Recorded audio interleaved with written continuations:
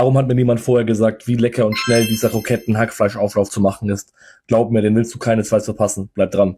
Dafür packen wir uns erstmal eine weiße Zwiebel sowie 2 bis 3 Knoblauchzehen in so einen Häcksler, machen das klein und geben dann noch eine rote Paprika dazu und machen die auch schön klein. Das Ganze lassen wir jetzt in einer Pfanne ordentlich anschwitzen, geben dann ca. 500 bis 600 Gramm Rinderhack dazu, würzen es mit Salz, Knoblauchpulver, Paprikapulver und Pfeffer. Wenn es Farbe bekommen hat, kommt eine ganze Packung passierte Tomaten sowie etwas Parmesan und dann noch Frischkäse oder Skür dazu. Dann lassen wir das Ganze kurz aufkochen und geben es in eine Auflaufform. Wenn die ganze Hackfleischmasse jetzt schön in einer Auflaufform verteilt ist, nehmen wir uns eine Packung tiefgekühlte Kroketten und verteilen diese komplett über dieser Masse.